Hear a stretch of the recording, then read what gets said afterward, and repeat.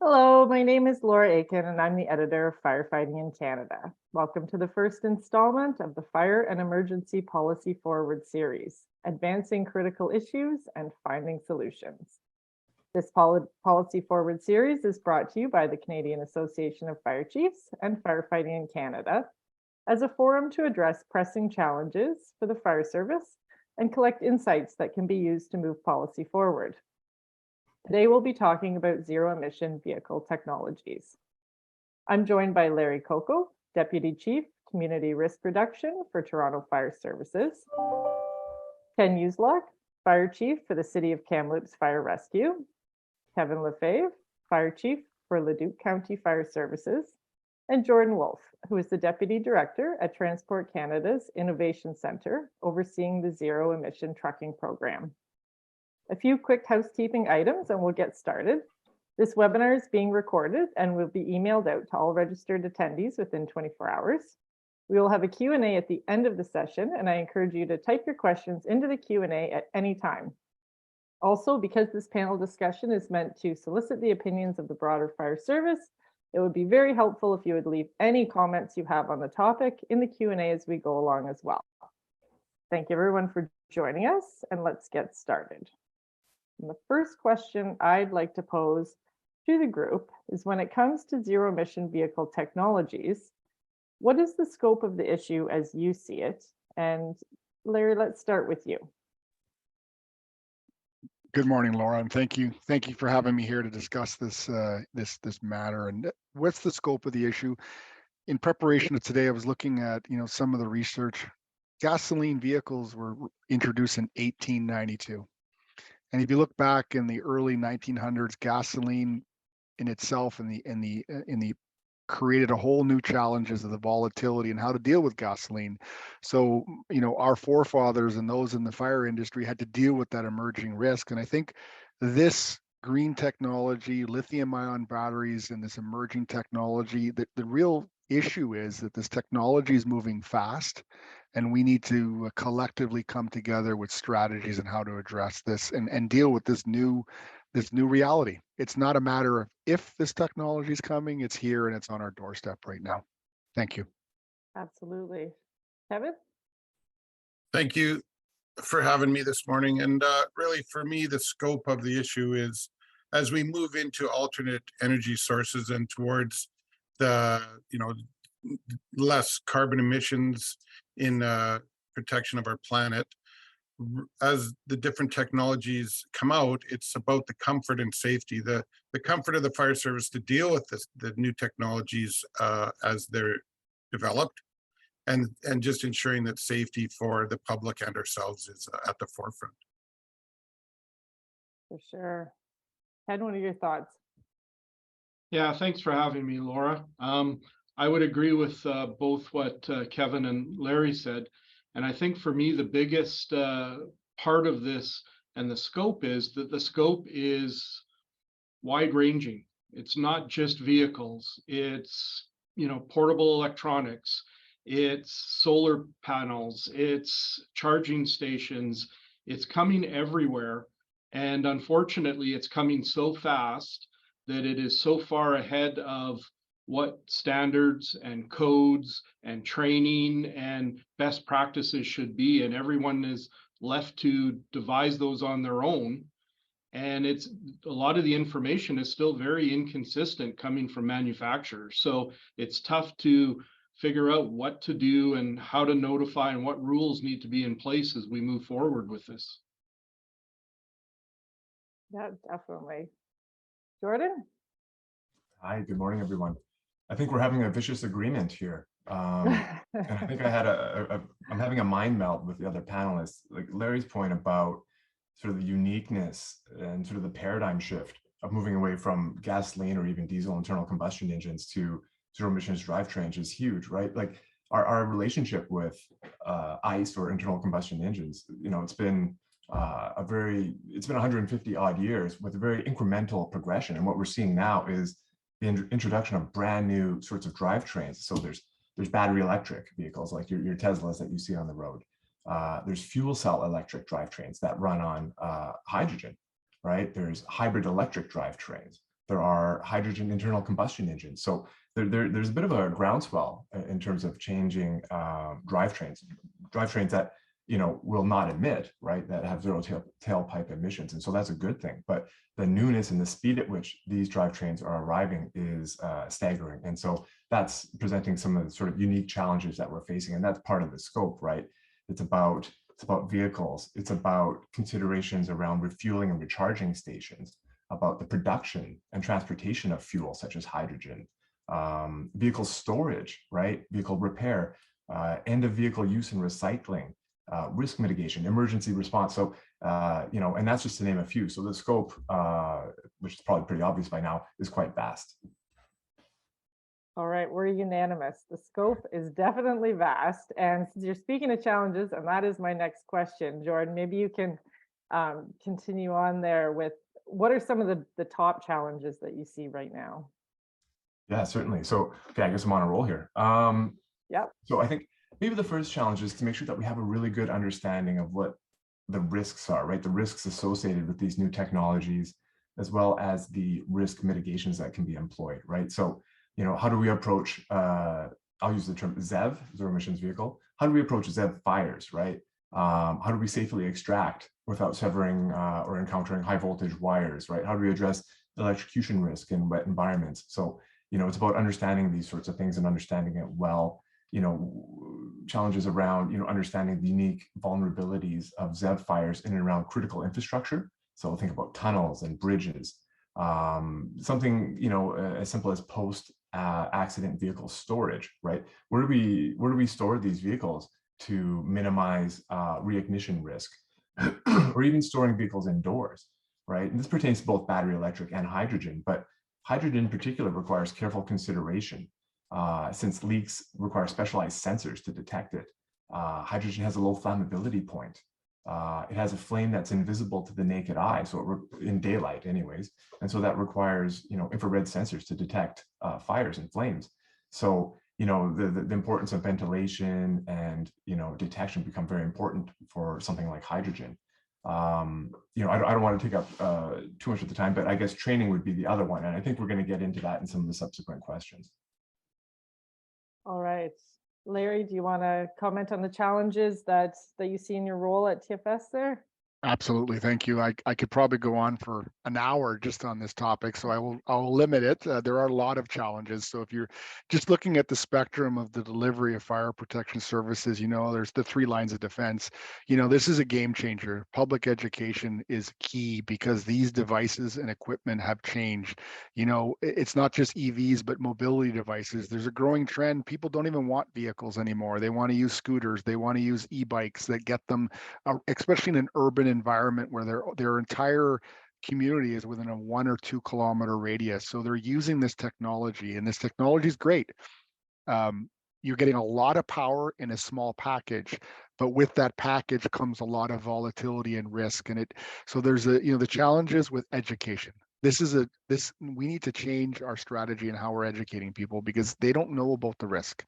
Number 2 is this technology is lightning fast. The codes and standards historically have always been slow to catch up. So we need to look at, are there gaps? Are the standards adequate? Are the codes adequate? And that's going to take the collective industry to all come together and look at this. And then our response strategies have to change. This is a different product. This is a different issue. Water does not extinguish a lithium-ion battery when it's in thermal runaway. So that's something that for years, water's been our extinguishing agent. That's going to change our process. Our tactics have to change. And I think the last thing I'll say is our post-fire mitigation strategies have to change. In Toronto, we recently had an incident where thermal runaway occurred 87 days after the fire. 87 days. So that is a dynamic risk, a change in risk that we need to plan for and mitigate. So thank you. All right. Ken, challenges from where you sit. Sorry, Laura, was that me? Yeah, sorry, go ahead, Ken. That's okay. Sorry about that. I think one of the big things is everything down the line, from the way first responders deal with the issue, the way that standards and codes come into play, the way government approvals happen, we need to change those processes that have been in place for years. If you look from a code perspective, here in Canada, every 5 years we do a revision, and that 5-year revision is usually 5 years behind where by the time it comes out, when it's implemented. You know, the US has gone to a 3-year cycle on code revision. And, you know, for example, the Canadian Hydrogen Installation Code first came out in 2007. The next edition didn't come out till 2021. You know, as technology is advancing so fast, that's a huge time gap between changing of regulations and rules regarding that. So, you know, we need to think better. We need to think more dynamically, and we need to get ahead of this instead of waiting for these events to happen and then doing after action reports and lobbying government for changes and things. We need to get in front of this. We know some of the dangers. We need to look to other countries that have been dealing with these things for a while already and use that information that they have. And I think it really, the biggest challenge that I see is the fact that we are so pushed for these technologies. You look at the incentives that the public has for buying vehicles, for installing, you know, storage systems, for moving to solar. There's huge incentives for the general public to latch on and just jump to these technologies, but the information isn't there. You know, there's a company out west here that's providing incentives for homeowners to have energy storage systems in their house, but then they send them to any registered electrician to do the work to install it. There's no real guidance there or information. So I think that is a huge challenge for the public, which then transcends into us, that we don't even know where a lot of these technologies are installed or where we might encounter them as the fire service. Very good points. Kevin? Picking up on a thread there from Ken, you know, where's the science and data, and does it support the you know, the desire or the technology? So I know there are rooms full of people in office buildings and laboratories across the world trying to deal with the reducing the impacts or reducing the thermal runaway. And so should this be on the market if we can't control the thermal runaway or the explosive nature of the lithium-ion battery technology in vehicles and in other places? At what risk is acceptable? You know, I talk in other places about change management. Really, change happens. It's the speed of change, like we've all talked about, where we start feeling uncomfortable because we're not comfortable with the change. You know, we and the fire service, we always prepare for the worst and hope for the best. And that way, if the worst thing happens, we've already thought of it, and so we're able to deal with it on a better level. But you know, we sort of should be requiring all manufacturers of new technology to educate the fire service or whoever has to deal with their new innovative technology of what's its worst day, what's any special equipment or materials that are needed to deal with this product on its worst day, where's the training to the fire service or whoever else gets involved with the technology. And really in this topic, that's not in place. We're hearing stories of pierce the batteries to put water directly on the batteries, or you know, douse the car in water, or bury it in sand, or just surround it with tape and let it burn. I mean, cover it with a blanket. Some of those options are absolutely not good solutions. But you know, is the product ready for market when the people that have to deal with it on its worst day aren't comfortable with it? A really good question. And you mentioned solutions. That's the next question on my list. Kevin, maybe I'll have you keep going on that one. What might be some of the solutions, some of these challenges we're seeing in this problem with a huge scope, or this new technology with a huge scope, the problem? Well, and I think that the issue of thermal runaway is one of the biggest ones with lithium-ion technology. They overcharge, they start on fire quite explosively, you know, without much warning. Uh, an electric car in a combustible garage, then you can't put out the lithium ion batteries, so it takes out the combustible residential house.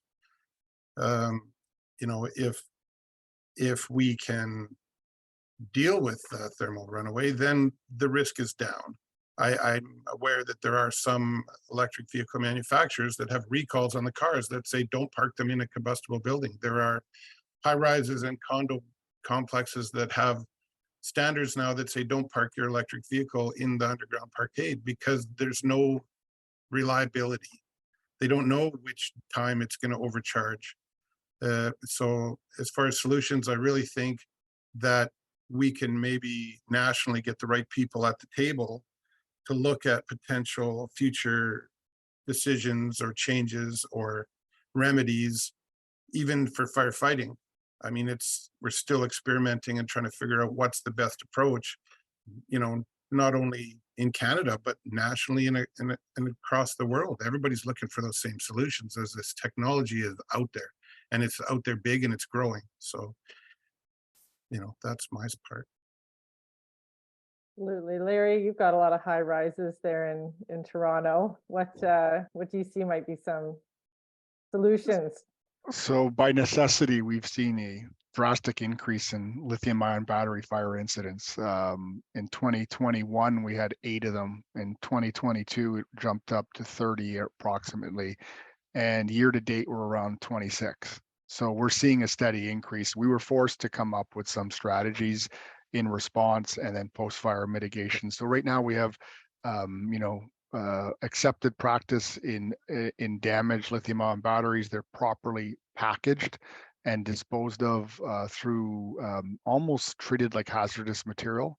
And we provide training to not only our first responders in suppression, but our investigators to be aware that you want to ask that question to the property owner or tenant. Do you have lithium ion batteries? Because it changes the risk. You're doing your excavation, you're doing your overhaul. Next thing you know, you can have a failure and you're not expecting it. Because we know the research is showing that when they go into thermal runaway, the failure occurs quickly. It's not over hours. It's a rapid failure and it's highly volatile. So some of the solutions are having policies and procedures, protocols that are backed in science and what to do with the damaged cells, being aware of resources through manufacturers. So many of the manufacturers have guides on how to address fires and how to respond. Training is the other solution. It's going to take a lot of work, but this whole approach you have to look at it from fresh eyes. It's not what we've done in the past. It's something completely different. And then some of the other solutions, and it's working here in Toronto, is a multi-prong stakeholder engagement approach. We have to bring all the key players to the table. In our province, we have the Ministry of Environment, we have the Provincial Fire Marshal's Office, we have the local fire service, the Electrical Safety Authority, large landlords, property owners, because all of these issues are diverging to everyone all at once. And what we're seeing is in the absence of direction, the vacuum is going to create misinformation. I think the two chiefs both said that. There's a lot of misinformation in this space. And I think the solution is collectively the fire service and all industry stakeholders have to come together and come up with a best practices, an accepted industry guideline so that we all can operate from a similar page, because lessons are being learned every day. And there's an opportunity to share those lessons with the collective public and first responders and industry so that we can solve the problem together. And I agree with Chief Lefebvre, government needs to step in and come on board, because yes, this technology is great. It is helping with the other issues of environmental impact, but that solution is creating a whole plethora of other problems.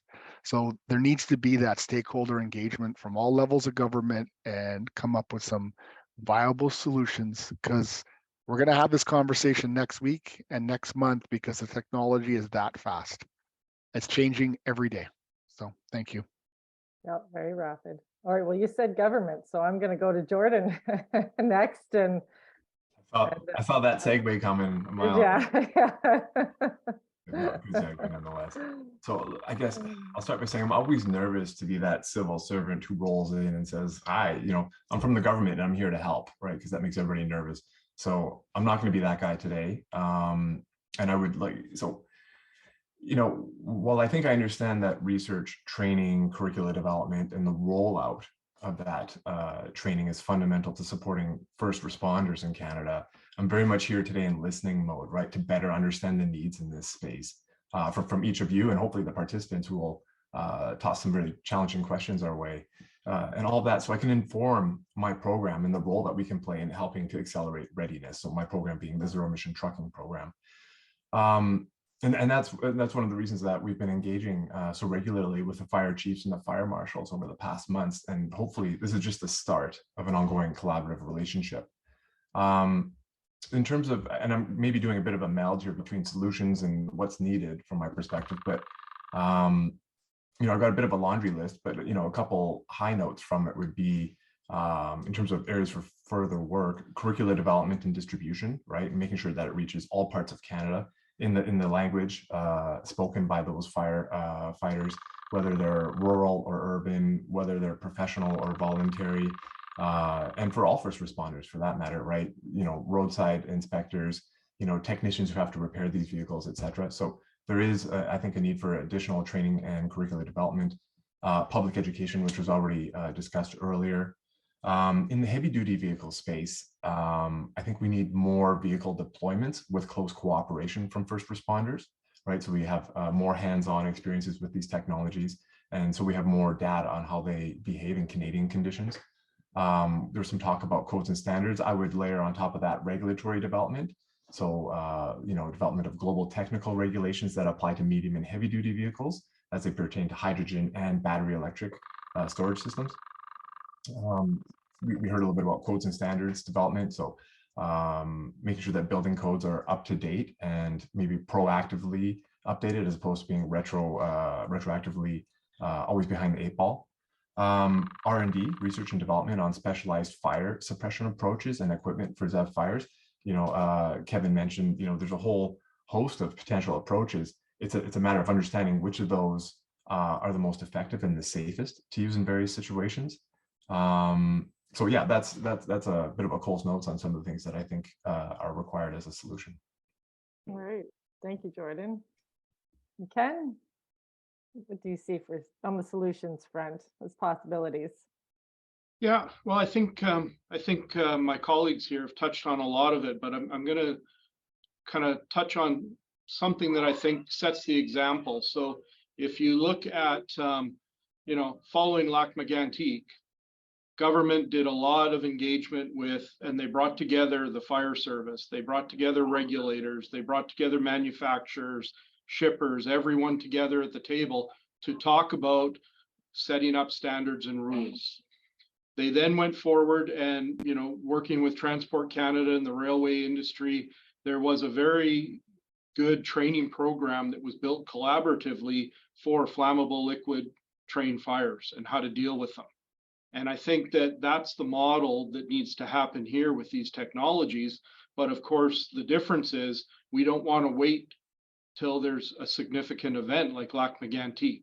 We're seeing the premise, the potential of some of these now. Now's the time to get that kind of engagement happening up front before we have a tragic event that we're all going to be looked at by the public for not doing our jobs. When we know these things are happening and we're waiting for something to happen, we need to get in front of it. So let's work together from the research industry, government, the fire service, the manufacturers, and I've got a good example here. You've got, there's one of the electric vehicle manufacturers supposedly has a great website, and they're promoting the online training for first responders. And when you go to that website, all the link says is under development, we'll be in touch with you soon.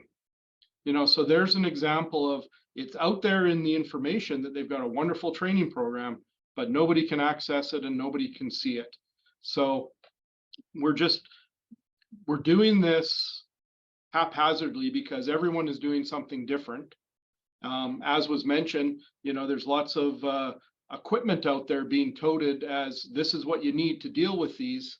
And yet there's no solid evidence that any one of them is the best approach to use. In fact, as mentioned before, some of them can actually cause further issues, or if you're not in a runaway situation, can actually put batteries into a thermal runaway situation, which is what you're trying to avoid in the first place. So I think again, it's been left to everybody on their own to come up with and do it independently. And we know that when we're operating in silos between everybody, it just doesn't work. We need to get out of the silos. We need to pull everyone together and really focus on all these aspects, not just the training, but what are the rules?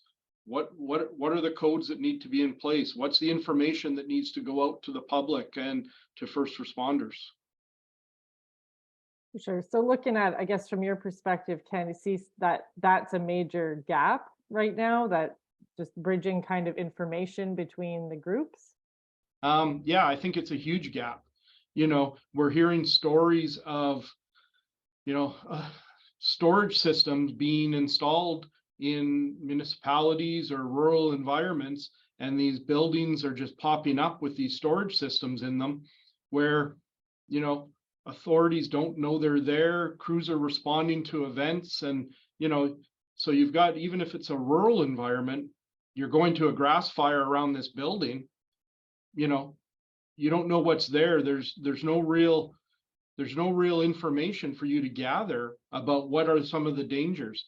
If these are chemicals, you have WMIS sheets and you have safety data sheets that provide all this information we're talking about. But we don't require that because these aren't chemicals, these are technologies. And so, that's what we rely on. Obviously, we're first responders, you can't know everything, but there's this sheet you can get a hold of from somebody that's going to give you the information you need, at least initially, to deal with something. That doesn't exist here. And so it's kind of trial and error, or make it up as you go. Or worse even, go in and deal with it, not knowing what the risks are. And then you're putting, not only yourselves, but other people at risk. And that's what we're trying to avoid. Yeah, for sure. Larry, do you want to comment additionally on the gap there? Absolutely. So I'm going to frame this from a Toronto perspective, because we have 2,937 high rises, residential high rises. So, I know the awareness, this green technology, zero emissions technology, the push for electric vehicles. So newer high rises are being designed with that in mind. So looking for charging stations, et cetera, in high rises, and the new NFPA 13 standard for electric vehicle suppression, that's going to be incorporated into high rises. But what it concerns me is the gap of the 2,937 that were built prior to this and prior to this awareness. And I'm having a hard time justifying that putting different vehicle types as a change of use. So how do we address that gap? So now everyone in a high rise decides they're all going to be environmentally conscious, and 900 cars are all going to be EV. So the first question is, can the infrastructure even support that charging? So is there overcharging, or not only overcharging, but is there electrical supply concerns that can create a fire safety risk? But more importantly, what happens when we have a failure underground and the sprinkler system cannot handle it? And that is a game changer for response and strategies, because now how are we addressing that? And in reality, there's no legislation that provides for retrofit on the basis of the type of vehicle. I think that's one of the biggest gaps. The technology, the speed of this technology is by default going to create legislative gaps, because in fairness, those that wrote the legislation would have no way of anticipating a vehicle they designed it for is no longer the vehicle of today. Thank you. All right, Jordan, thoughts on that? Yeah, it's funny, like my program, we focus on medium and heavy duty zero emissions vehicles. So Larry's comment about infrastructure readiness for charging is something that we think about a fair bit. So part of the equation is there enough energy being produced to charge vehicles? I think it's less of a concern on that front. It's more of a concern on distribution of energy, right? Within a given area.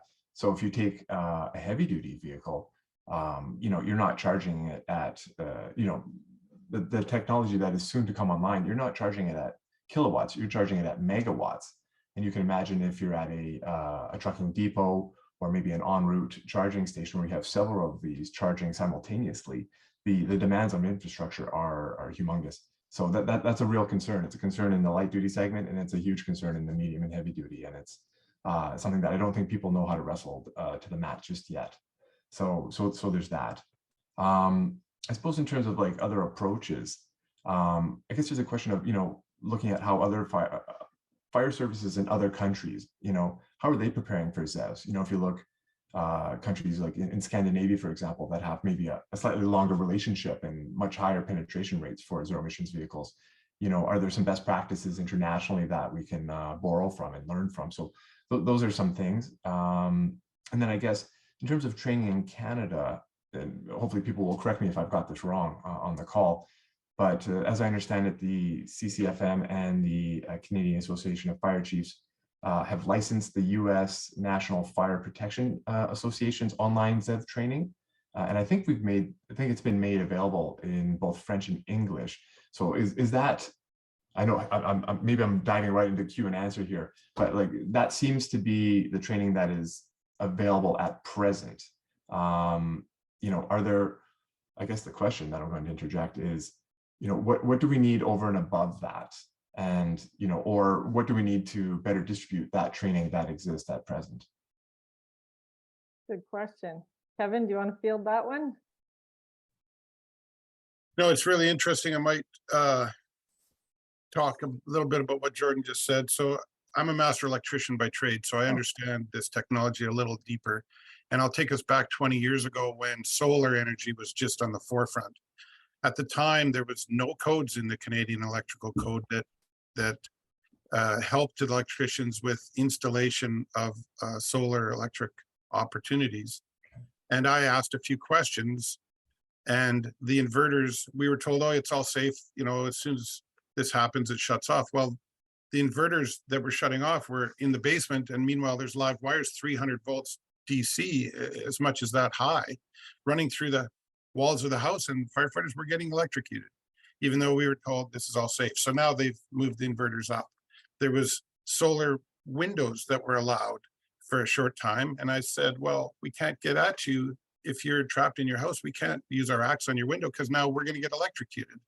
So that lost its CSA approval. The technology sometimes moves so quick. So what I can say is exactly what Jordan's talking about, is the education needs to be in place. The standard operating procedures that are proven and dependable and defendable and in place, widely known and implemented, need to be developed.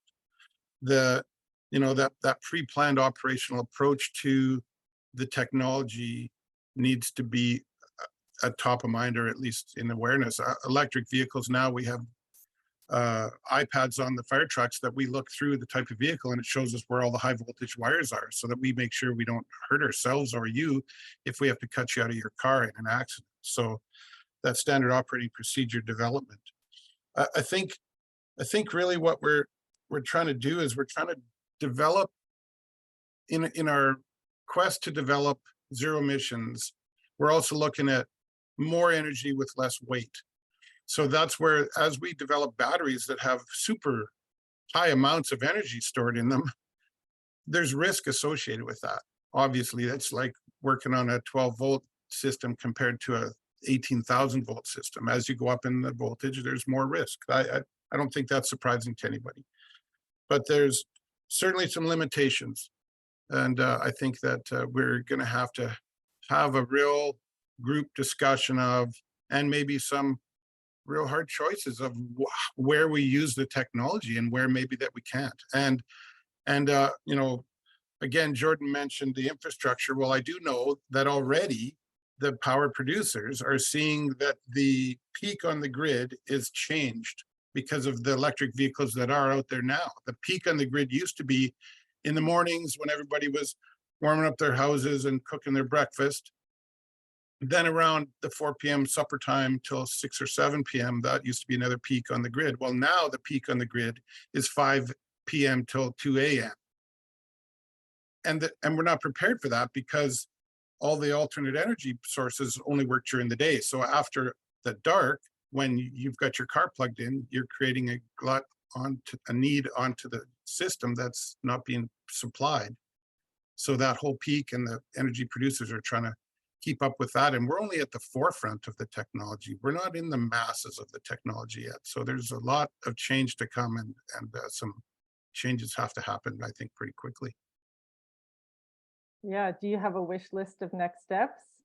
Yes, I have a couple of next steps. First off, the science and the safety have to be in place. I mean, our job as the fire service, and we're only one of the emergency services, but our job is to protect the public, whether they're in their house, outside, or in their vehicle in a vehicle accident, or assisting EMS with medical events when they call up for our help. Our job is to protect the public. And when we can't properly protect you because of a barrier that we feel that we can't overcome, or that we're not ready for or used to yet, that we don't understand, we see that as a failure to ourselves to not properly be able to protect you. So then we start squeaking. And it's not the only challenge that the fire service is facing today. There is so much technology happening so fast. Taller wood buildings, solar is still some of a thing. There's solar shingles are back on the market now without us being able to cut for vertical ventilation holes in your solar without getting electrocuted now to let the heat out of your house if it's on fire. That electric vehicle piece now, it's hydrogen technology is coming up in its infancy, but it's going to be there pretty quick. There's lots and lots of technology that the fire service is facing at the same time.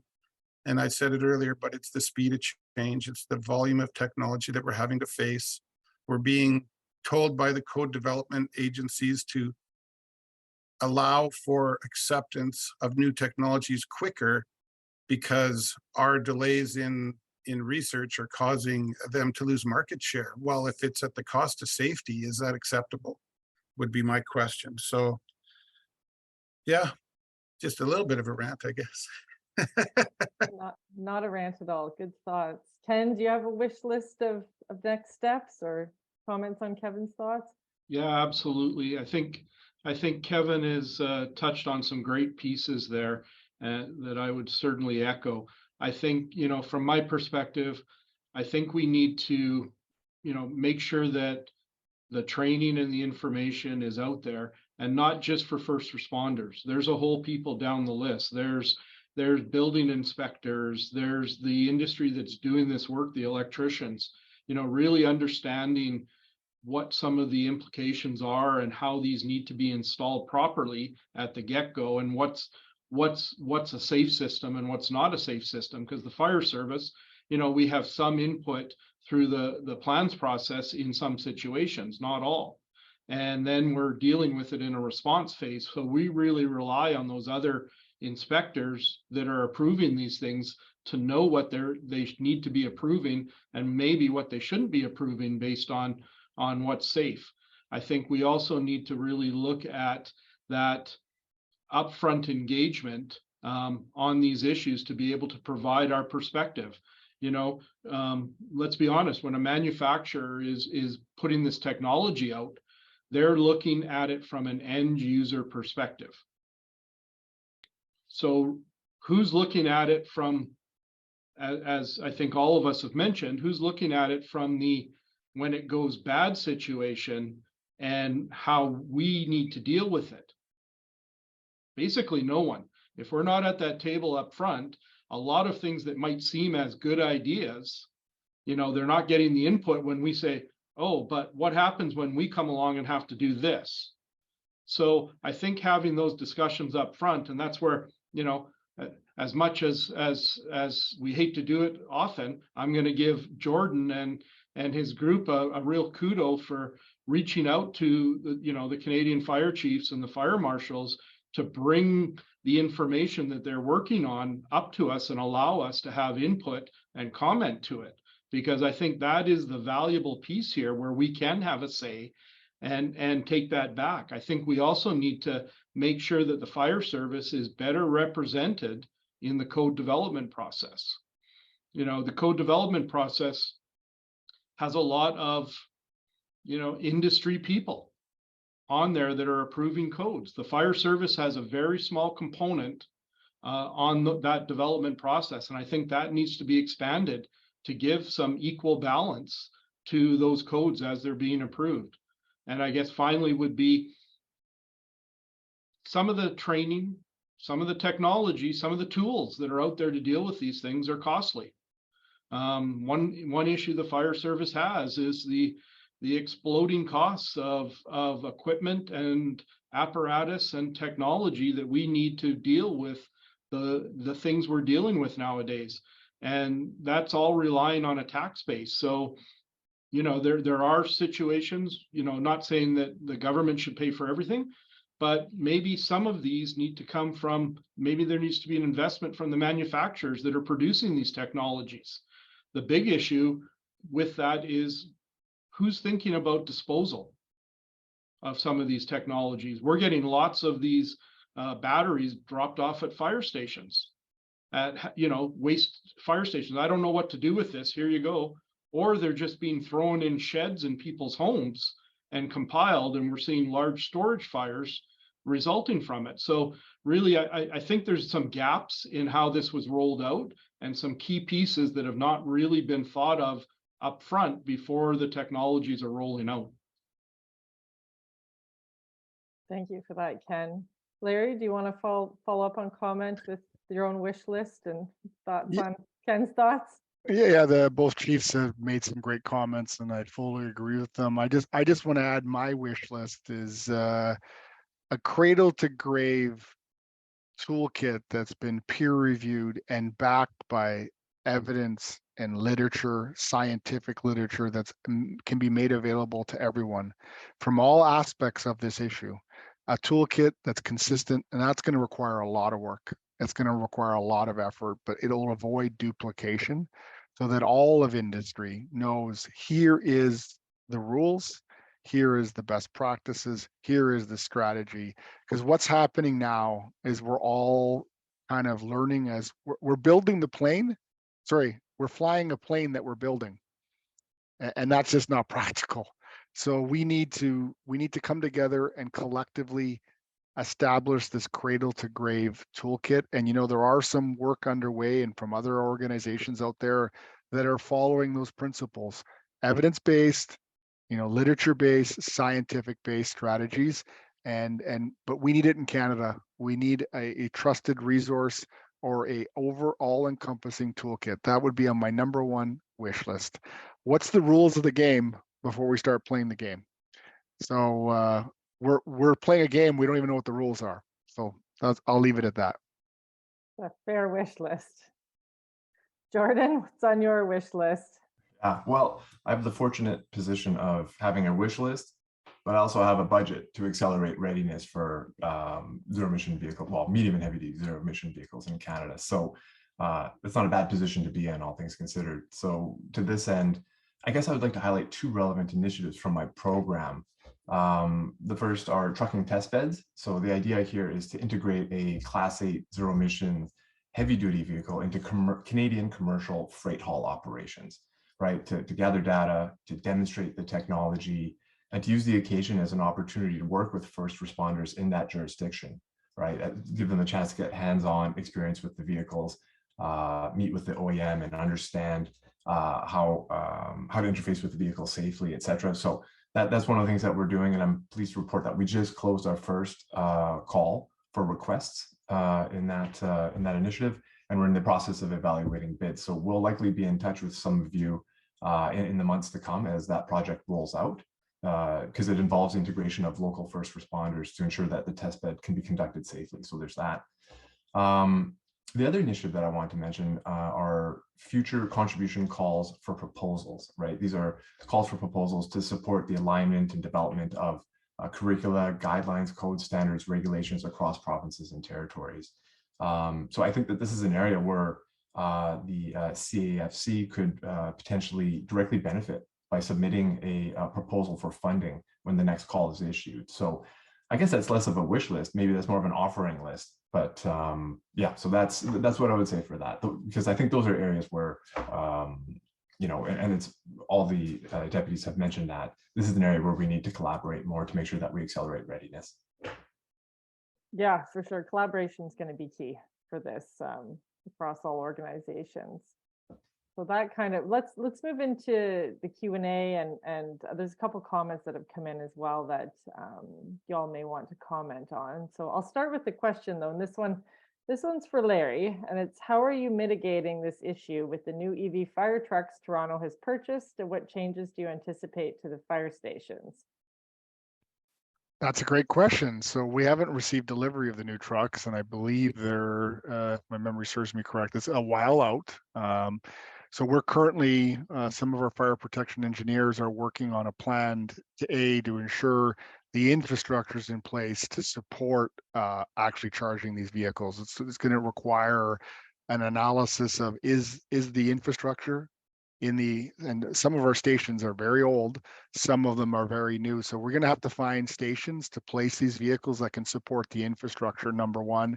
And then it's going to require robust training. It's going to be a total different approach and how we're using it and responding. And my understanding is that this it's going to require whole bunch of policy development. And the good news is they're not coming tomorrow. So we actually have a team right now from operations, engineering, and training, all working collectively on a working group on that development, but also other procedures. We have a working group of about 14 TFS individuals have been working on this for 9 months. So it's work in progress. We're developing holistic operating policies, operating guidelines, resource guides, training, and implementation. So yes, we are fully aware they're coming, 2 of them so far. And we anticipate if the technology evolves, this will be the future. And we have to make sure that the infrastructure is in place, because they were, as I believe Chief Lefebvre said, that, you know, there's certain requirements to charge. It's not like plugging into a 115. You need the infrastructure to support the rapid charging. And a first responder vehicle is not useful if it takes 12 hours to charge. That essentially would take the vehicle out of service. So it's going to need a rapid charger, and we need to ensure and the key is the infrastructure in place to support that. So we're actively working on that. Thank you. All right. So to the audience listening, now is the time to definitely get your questions in. I'm going to turn to a comment that's come in and see if you guys have any follow-up thoughts to this one. It says, the current understanding of the fire triangle is falsified. For example, the removal of one element isn't possible unless the battery is fully discharged. Therefore, any compromised battery is a risk and continues to be so. Thermal runaway is virtually impossible to halt. However, effort must be directed towards halting thermal cascade, i.e. the spread within battery packs. Does anyone have any follow-up thoughts to that one in terms of response? And yeah, Laura, I'll take a crack at that. I completely agree. And, you know, we were talking before, one of the tools that's being toted out there is the piercing and pierce the battery to do it. Well, that creates some other issues, and it deals with one piece of it. One of the ideas that I've heard thrown out is similar to what we have for buildings, is almost have a fire department connection on the vehicle, where it's designed that way that you can connect your hose into that, start flowing water, and the way the battery packs are connected and the system's connected, it would actually circulate water amongst all the battery packs and not just into an individual pack that you might be dealing with. So I think there's some innovative ideas out there. And again, if we can get people in the room to throw some of these out, we may see some ideas come out of that that are beneficial. for sure. Anyone else want to comment on that one?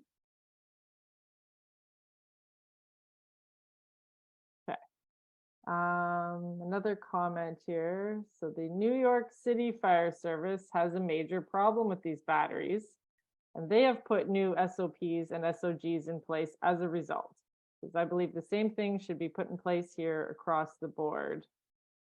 Agreeably, so that's kind of that was touched on for sure in our discussion. Is anyone familiar with what New York's doing? I can talk a little bit about that. I know that New York has got issues with e-bikes being stored in entrances and in apartment buildings that are, obviously once they start on fire through to overcharging and overheating, then it can take the whole apartment building out. So they've got new statutes or bylaws that you can't store, or at least they're moving towards that, of limiting where these lithium ion batteries can be stored and charged. I know that's a thing. And I mean, I might expand on that whole thing a little bit, but as a fire investigator, I'm now instructing electricians and fire investigators that what we always look at is this a cause or a victim, especially when it involves electricity. Is electricity caused the fire, or is it a victim of the fire started somewhere and the electricity got involved? So with electrical vehicles and the charging system associated, you put that high capacity charging system in place, it can overload the old electrical panel, or it can overload the overhead systems, which now all of a sudden the on the pole transformer explodes or overheats. The failure can be caused anywhere down the line. And is it because the car was plugged in? Is it because the charger drew too much energy? Is it because the electrical system you hooked that up to wasn't sufficient? Or was it something completely different? So it really complicates an investigation to say this is the cause. And when these fires happen, for those who don't know, an electric vehicle or a lot of the lithium ion technology, it basically looks like a million little AA batteries. And when they go off, it explodes and blows the batteries all over the place. And so now there's whole crews out there that their job is to make sure that every battery is accounted for, because like Larry said, months later, they can start on fire again. So we go to a place where LI technology has failed. And if we miss a battery, we don't want to see a rekindle, a week later or a few days later when we're leaving the building in the care of the owner again, and all of a sudden it reignites because we missed a battery. That's some scary stuff. So, Absolutely. Any other comments on that one? Okay. So we've got a couple more to go through. I'll try and get through a few more things here. So when it comes to training the fire service on this new technology, will sharing information or education be enough, or will there be more involved in the training? And if so, what needs to be considered? To volunteer to start with this one? I might start since everybody seems to be thinking. It is going to be a lot more training involved, training that we haven't developed yet, really. I mean, it's that reliable, dependable approach to the technology that we need to develop and then familiarize and then communicate and collaborate on. And really, when we start talking about this type of training or information, it is going to be all hands on deck to develop the safety that's involved. It's about that. So it's, one of the chiefs said, this is like flying a plane when you're still trying to figure out how to bolt the wings on it. Well, we're doing that. And it's not just this technology. So good question. It will require a new innovative approach. And really, I think what we're hearing from the panel today, including myself, is that somewhat the manufacturers need to be involved in this solution. They are, looking at fire service connections to flood the batteries with water, but we've also heard that water doesn't stop the LI fire. So maybe it's a different type of chemical altogether that we end up injecting into these batteries to stop it. We don't know what we don't know. Yeah, for sure. And so there's maybe to that point, a follow-up comment from Ian Hanlon, who had made the comment about thermal runaway and thermal cascade. And says, so he's from a BC company working with fire services across the EU with exactly these problems. so at the front end of the compounds and techniques, and will be conducting full vehicle burn and rigorous scientific conditions with Ford Europe in August. And we'll be sharing knowledge and lessons learned from that. There's a share piece on collaboration from there. And another note on collaboration, Brian Miller talking about the New York City and what they were doing, saying had the opportunity to speak with a couple members of the UL FSRI team, along with a member from FDNY, who are working together to develop protocols and research on this topic. And he's wondering if there's an opportunity for collaboration across the border with our US counterparts, and are those collaborations ongoing already? So I can take this, Laura, if you want. Okay, So yeah. I'm fortunate to sit on the Fire and Life Safety Board, the International Association of Fire Chiefs, and we were directly involved in that symposium held by the UL Fire Research Institute. And so there's some groundbreaking work being done in research. And I would fully encourage everyone on here to look up the Fire Safety Research Institute website and some of their videos. There's some good stuff. And the IFC is collaborating right across the US and with Canadian involvement. And they're in the process of developing a very thorough toolkit that should be, there is a website right now with some good information. I know the CFC has some information, but I would stay tuned. There's going to be a very detailed toolkit being launched very soon. We're close to finalizing it, stem to stern. So we're trying our best with limited, lots of players, but limited time, because the problem is now. So that collaboration is occurring every day. That's a great question. Thank you. Good to hear. Jordan's brought up a good question. It's not cheating to ask if you're a panelist. You can ask. But it's a good one. What's the general sentiment? And this would be aimed at the chiefs on the panel here. What are you hearing from your firefighters with respect to zero emission vehicles? I mean, how do they feel about the challenges of responding to the ZV accidents and fires? I'll maybe jump in here. I think what you've heard us as panelists portray is what we're hearing from our membership across the board. And we're hearing that from CAFC committees, both the Dangerous Goods Committee and the Fire Prevention Committee. These are the similar topics that are coming up. Codes aren't ready. There's misinformation out there. We're coming across these things in all kinds of venues where we don't even know they're there. So all these types of issues that we've talked about is what we're bringing up, is what we're hearing and what's being discussed in different committees, different forums, different working groups. And so I think, Jordan, you sit back and play the recording, and you're gonna hear pretty much what the fire service in general is thinking. And obviously they're thinking about their jobs when they're going out to deal with these things and protect the public. And then I think what we're doing as chiefs is we're also now throwing it, there's another layer here where we're worried about the safety of our firefighters as well. So, you're getting it, the same concerns, but from two different thought patterns almost.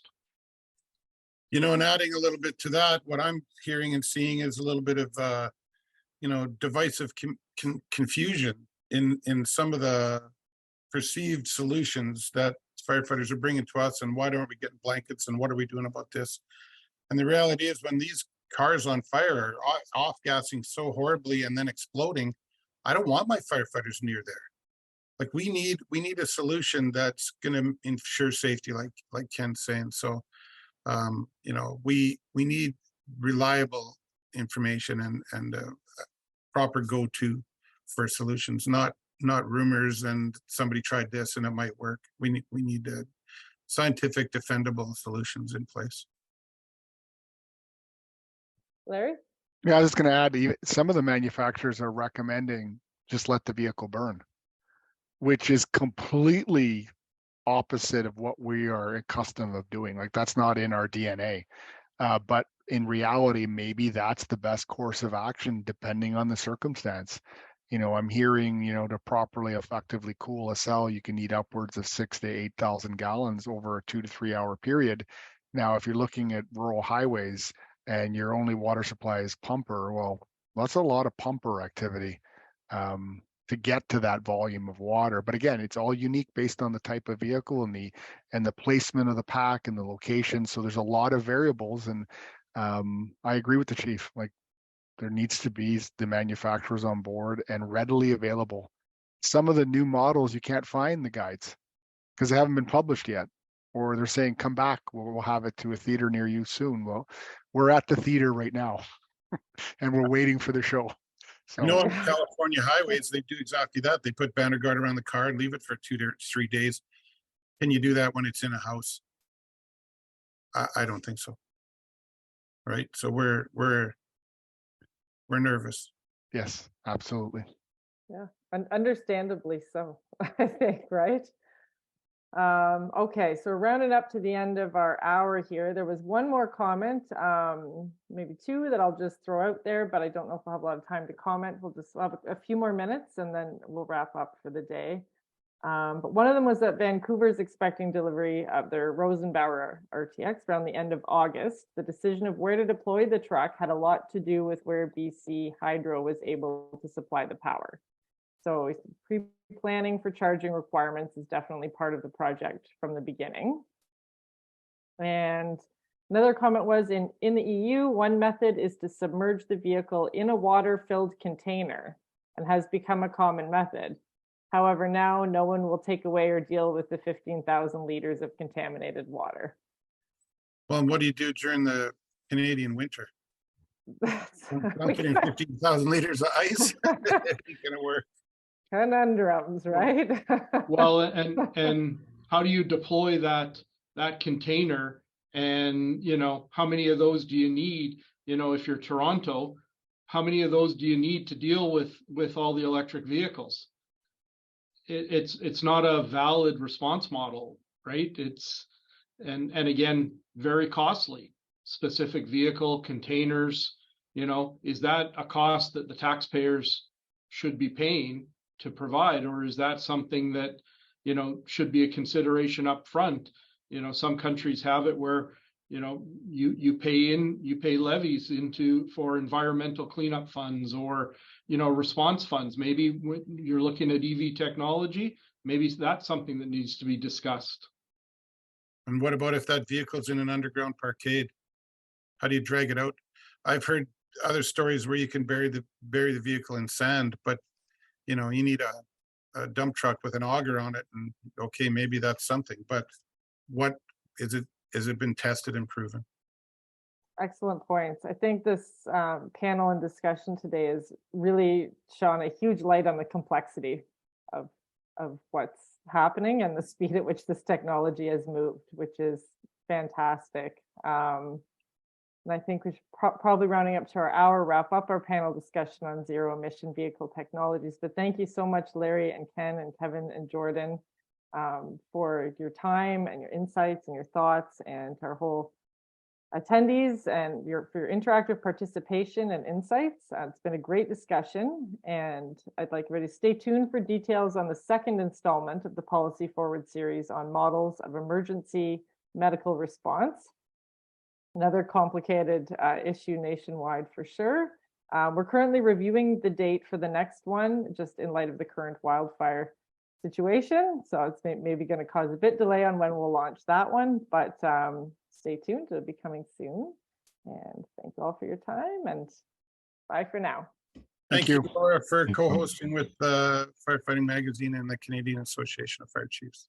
Yeah, thank you. Absolutely. Thank you very much. My pleasure. Thank you.